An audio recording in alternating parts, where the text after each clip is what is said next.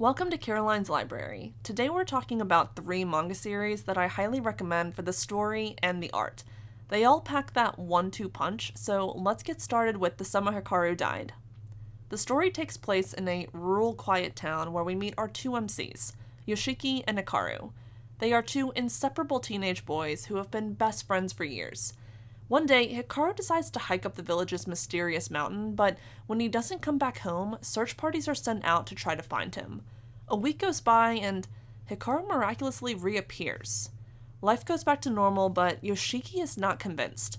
This Hikaru is different. He may look and sound like him, but something is off. And when Yoshiki decides to ask him about it, the shocking truth comes out. When he went missing on the mountain, he was fatally injured and taken over by a mysterious being. Desperate to stay by Yoshiki's side, Hikaru begs him to keep his secret, and Yoshiki agrees, but there will be consequences because of this being who has come down from the mountain. So, high level, we've got mysteries, reveals, a bit of boy love, and supernatural horror. But this video is about the art, so let's take a look at it. Yoshiki's complicated dilemma is full of raw emotion, and the author beautifully brings this intense anguish and turmoil to life.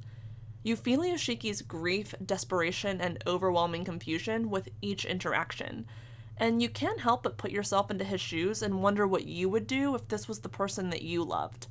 It is a heart-wrenching ordeal that instantly connects you to this character, and part of that is due to this hauntingly beautiful art. You're not going to find these stereotypical emotional cues that are in so many manga series. You get real anxiety, shock, fear, and anger. But it's not just the emotional depictions. This manga series has amazing shading, background details, and scenery that set the mood of the story. At no point do you forget that this is a suspenseful horror story.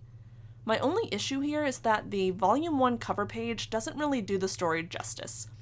Almost similar to Made in Abyss, that bright blue color and the happy-go-lucky character don't really set you up for what to expect on the inside. And maybe that's on purpose, but I think that a more realistic, true-to-story cover photo could have attracted more readers. So with that, let's switch gears to Dorohedoro. First, let's set the scene.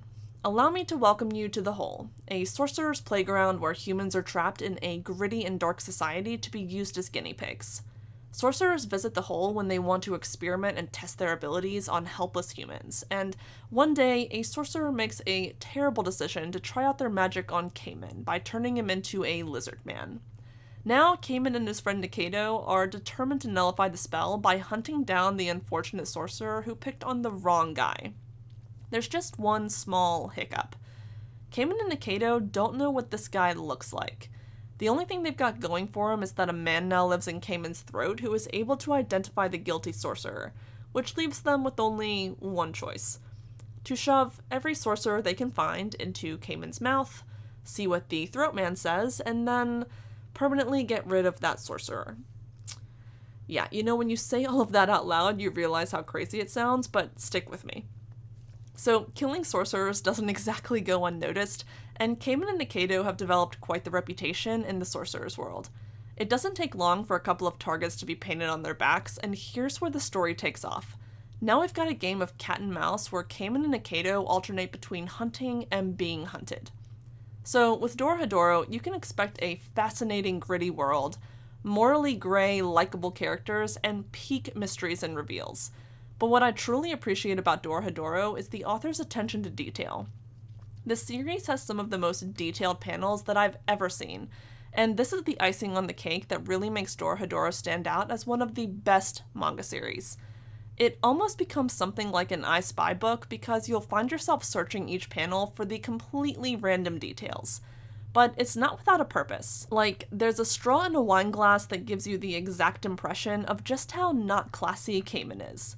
There's also a guy who's got a cross-stitch side hustle, and we've got Noi waddling around in high heels, proving just how much of a tomboy she actually is. Those are just some of what I noticed, but let me know if you found other hilarious details in the comments. And last but not least, there's the girl from the other side. The story starts off with a warning. Do not let an outsider touch you, because if they do, you'll be forever cursed. And with that, we meet our 2 MCs. Shiva, a 6-year-old girl, and Teacher, a cursed outsider.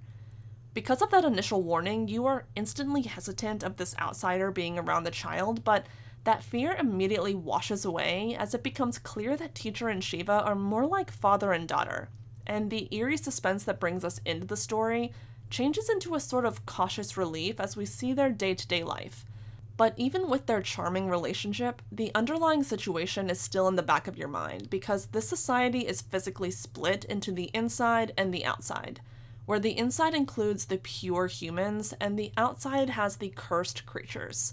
So how did this young human girl end up on the outside? With this story, you can expect intense mysteries and suspense alongside a heartwarming father-daughter relationship. And the author beautifully brings this story to life with haunting and poetic art. The amount of detail put into each and every scene is incredible, and I often found myself spending time appreciating each panel. And the stark contrast of black versus white helps to set the eerie mood throughout the story. Similar to The Summer Hikaru Died, the story's art does not let you forget that our main characters are walking on thin ice. He also does a great job of realistically drawing emotions like anguish, anxiety, and inner turmoil. And when you realize that you recognize these emotions with a character whose face doesn't allow for much expression, that is even more impressive. I could easily put myself into Teacher's shoes when you see him in certain positions and postures that clue you in to his inner feelings. So there you have it, 3 manga series that have amazing stories and art. Let me know what you think of these recommendations in the comments. Also, let me know if there's another series that you'd recommend based on the art. Thanks for popping on to watch this review. If you enjoyed it, be sure to like the video and subscribe for more content each week. And until next time, happy reading!